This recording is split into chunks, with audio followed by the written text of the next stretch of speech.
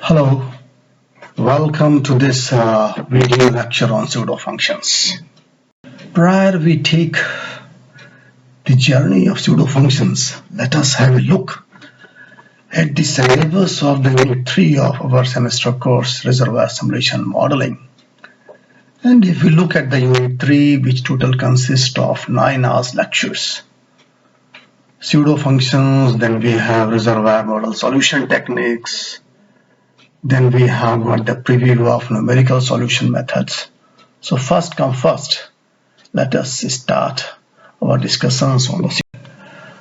As you know that if we recall our lectures on the steps in practical reservoir simulation study, then the first step was set the study objectives, the second step was collect, analyze and validate the data, and the third step was construct the reservoir model. Under the construct reservoir model, the first sub-step was select the model and then populate the data into the reservoir model. And when we put all data, then the core data is one of them. In core data, we have to put the rock fluid interaction properties into the grid cells, and when it comes to the rock fluid interaction properties, then the two properties which are very important, they are relative permeability and the capillary pressure data. We also know that these properties, they are measured in the laboratory and they are being measured on the core samples, and we also know the dimension of the core samples. Generally they are carried out on the core plugs, and the core plugs are 1.5 inch dia and 2 to 3 inches in length.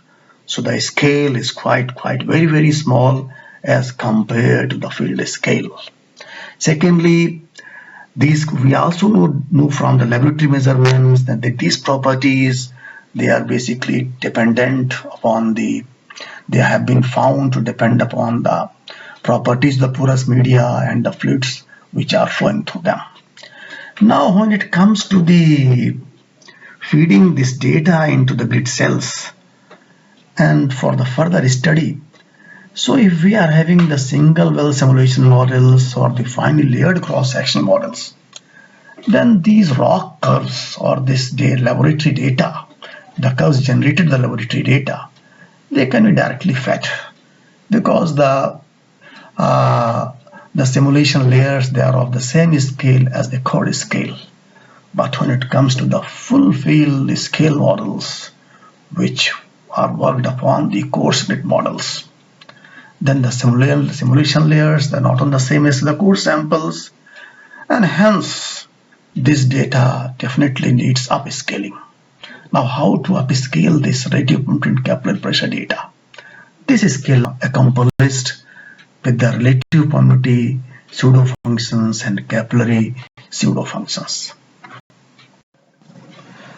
Interblock pseudofunctions are used to describe flow between adjacent grid cells in a simulation model.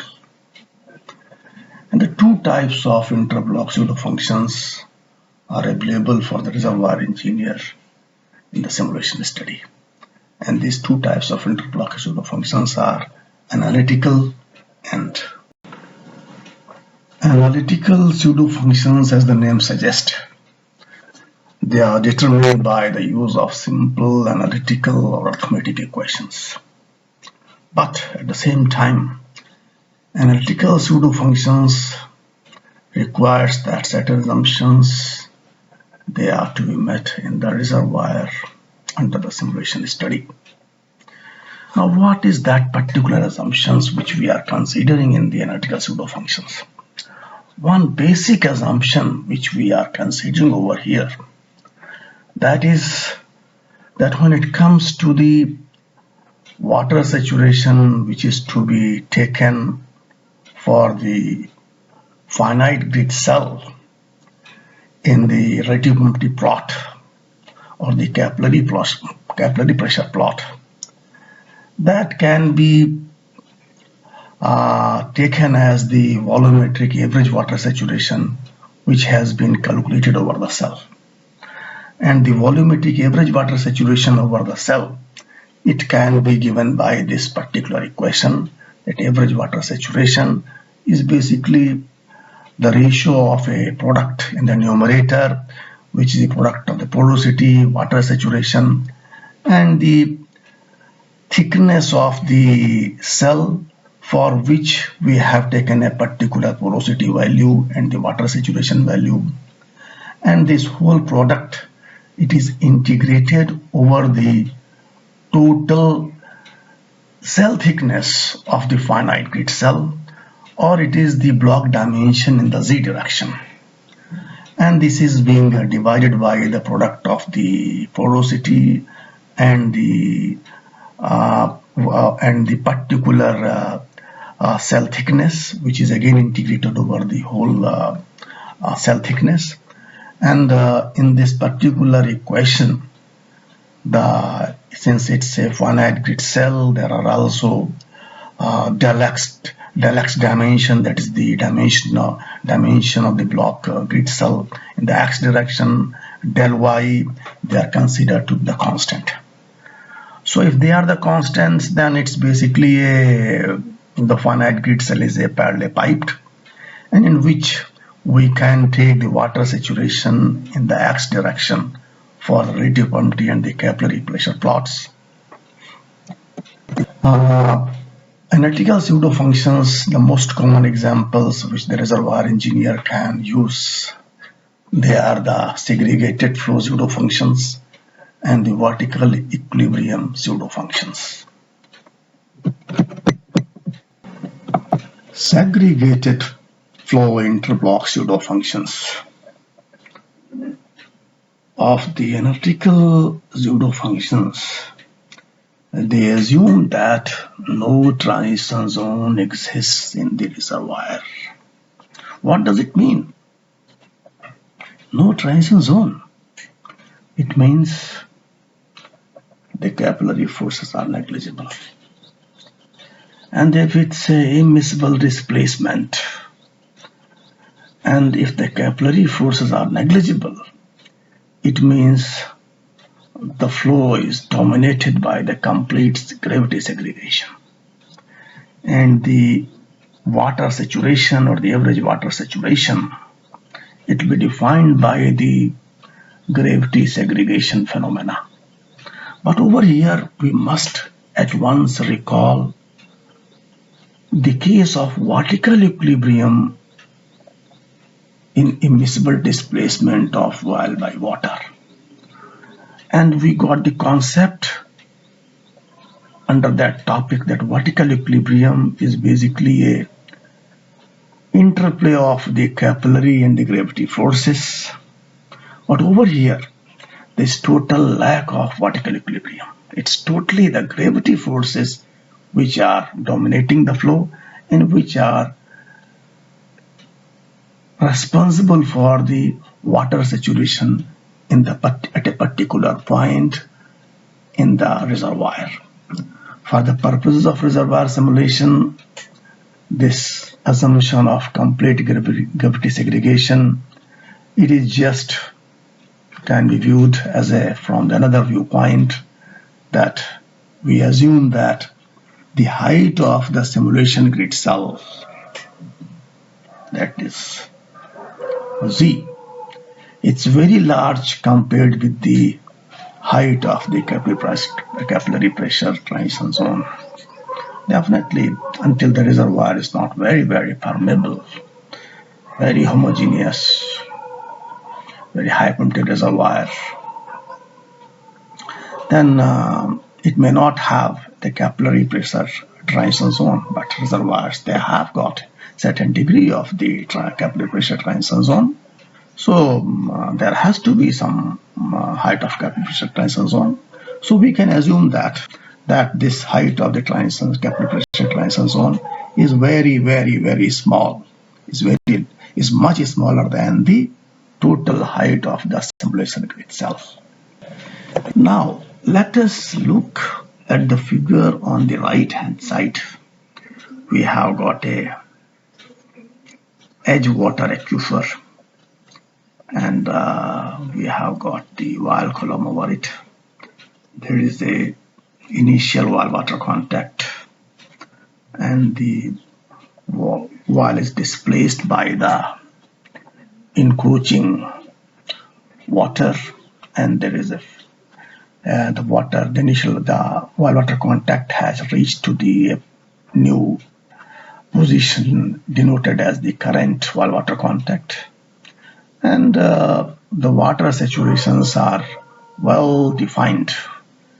Definitely below the vial water contact, the SW is equal to 1.0. Between the current vial water contact and the initial water contact, water saturation is simply the resultant of 1 minus SORW. That is, the SORW is the residual oil saturation, and above the current vial water contact, the water saturation is equal to the connate water saturation. So if this schematic of reservoir is illustrated by the finite grid cells, and we put the initial water contact and the current vial water contact, then we find that there are three types of the simulation grid cells.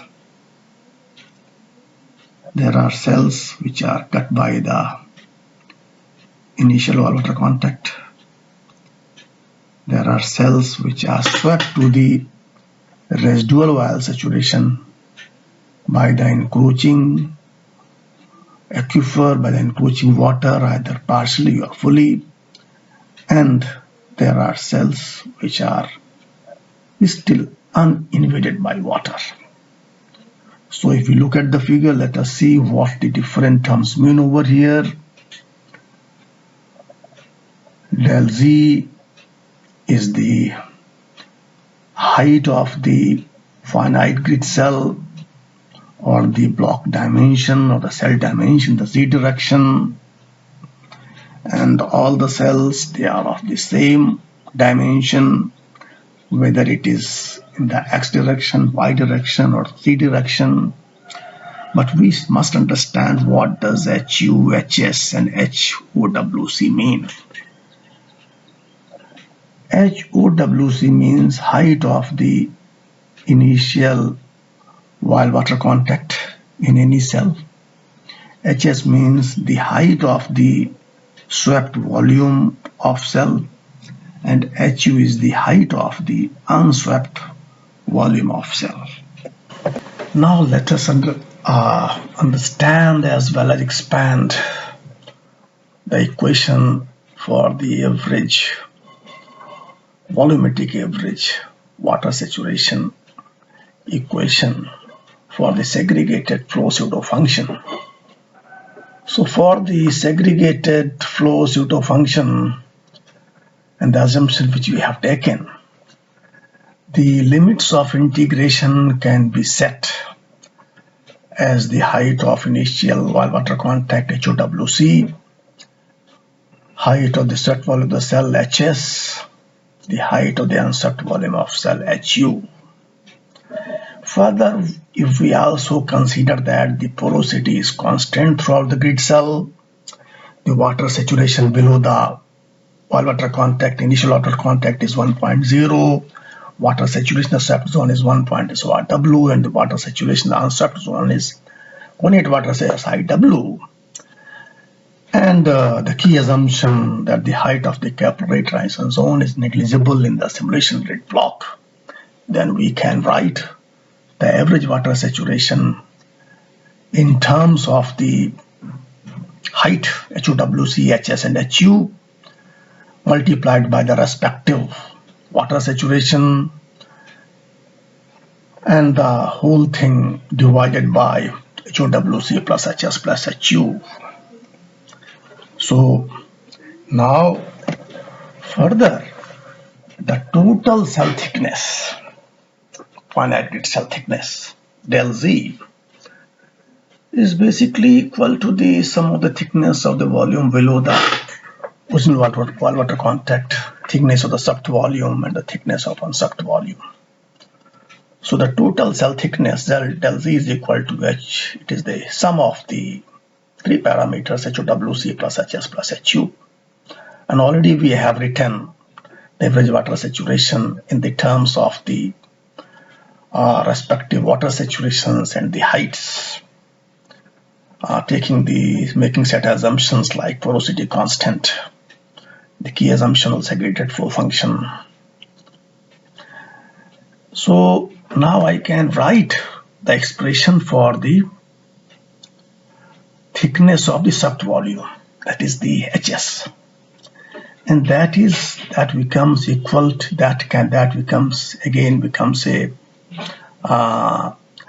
equal to the average water saturation multiplied by the total set thickness minus connate water saturation, and the difference of the total set thickness minus height of the wall water contact minus height of the wall water contact, and the whole thing divided by 1 minus SORW minus SIW.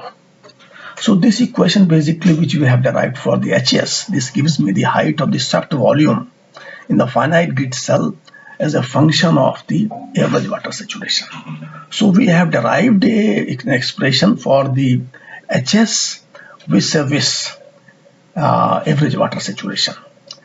Now in this expression, the initial water contact, height of the initial water contact, HOWC, del Z, SORW, and the SIW, they are constant throughout time. So this basically equation for the HS which you have derived, this is basically an equation of a straight line with HS and average water saturation being dependent and independent variables respectively. So we have a derived expression for the average water saturation. Now we'll write the expressions for the relative permittivity pseudofunctions by writing Darcy law in the unswept region of the grid cell. To write the equation for the while relative permittivity pseudofunction, we have to write the Darcy law for while in the unswept region of the grid cell. So the flow rate of the OL cube OU in the unswept region of the grid cell, that can be, we can write the Darcy law. Beta C, the conversion factor, KRO SIW, that is the oil permeability, relative oil permeability at connate water saturation, multiplied by the horizontal permeability, and the A cross-sectional area is basically the product of the block dimension in the y direction multiplied by the HU, that is the height of the unsucked volume, divided by mu O and multiplied by the fluid potential gradient. Del X, the block dimension, the X direction.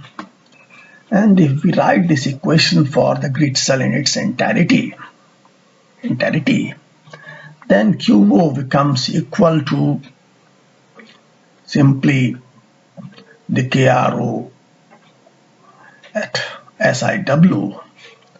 This is replaced by the while permittivity pseudo function at average water saturation, and HU is replaced by del Z, that is the total cell thickness. So when we do this, then we bring an expression for the while permittivity pseudo function for a particular average water saturation in terms of the relative permittivity KRO at the connate water saturation, which is basically an endpoint value of the relative permittivity curve which we get from the laboratory, and which also remains constant throughout time. So we are writing this expression in the terms of the del Z, in terms of HOWC, in terms of HS, total and the wire permeability at the unit water saturation. Similarly, when we write the equation for the water relative permeability pseudo function, then in this case we have to consider the swept region, we have to consider the region below the OWC, and for the parallel flow, the flow of water through the finite difference grid will be equal to the sum of the flow of water to the two regions containing the mobile water. So let us first write the equation for the swept region. For the swept region, simply the relative permittivity value is being replaced by the end point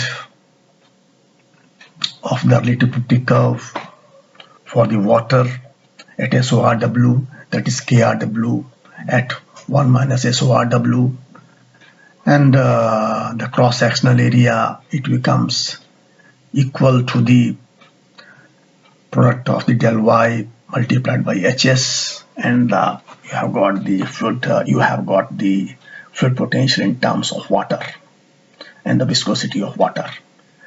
Below WC, the KRW is at water saturation equal to 1.0, and the cross-sectional area is product of del Y multiplied by HOWC. And when we write the equation for the grid salinity entirety, then we have to introduce the water relative permittivity pseudo function, and we have to also consider the average water saturation, and the cross-sectional area again will be product of del Y multiplied by del Z. And when we consider the parallel flow, we sum the both, and we get the term for the water relative permittivity pseudo function in terms of HOWC, del Z, HS, and KRW at SOR, which we can get from the laboratory generated relative permittivity curve, that's an endpoint. And again we consider that KW and the KRW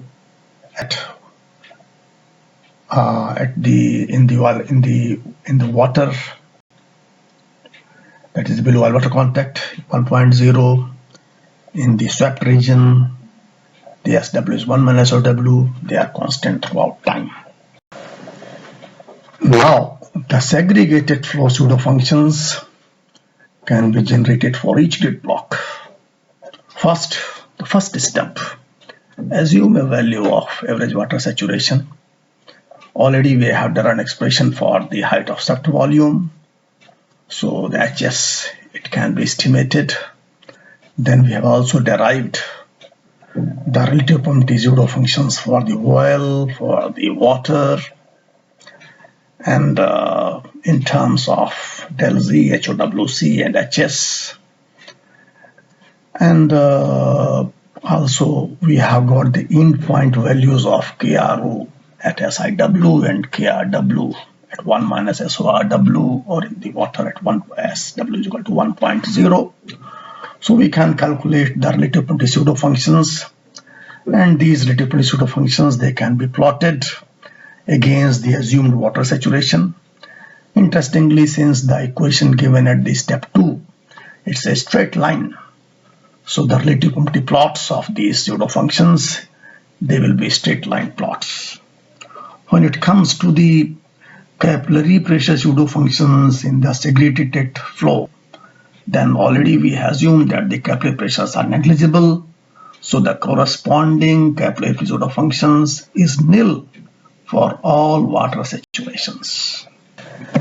Now, after looking and going through all this, we'll solve a problem. The problem is from the book which we generally referred for the practical reservoir simulation study, chapter 10 of Basic Applied Reservoir Simulation by Artekin and King. And the problem is from example 10.5. Given the grid system which is given below and the data, calculate the segregated flow pseudo functions for violent water flow. Remember, segregated flow implies a small transition zone height and the constantly low PC values, hence they can be neglected. The data which is given over here on the left hand side has been generated from the relative pumping plot.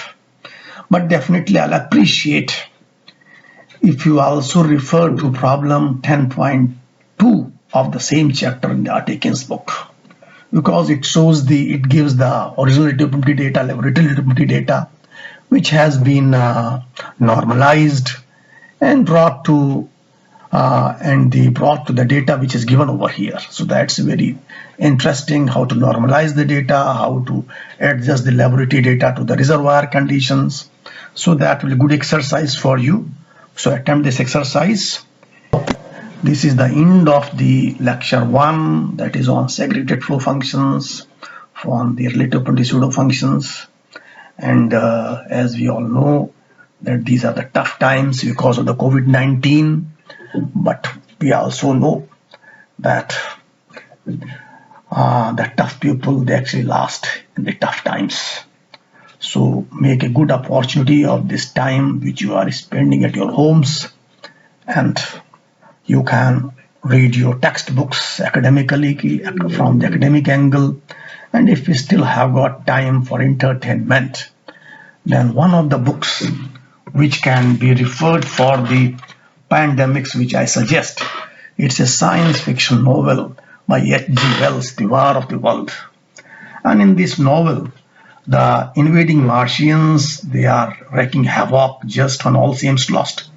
Humanity is saved by the humblest thing that God in his wisdom has put on this earth. The Martians, unused to Earth's bacteria and lacking an immune system, perish where they stand. So it's a good book, science fiction novel, and it relates to the pandemics. And if it comes to the film, then you can see the Contagion. It's a 2011 American drama which also relates to the spread of virus by fomites. The film is available on Amazon Prime Video. So take care, be at your homes, make a good opportunity out of this free time which is available to at your home. Bye bye.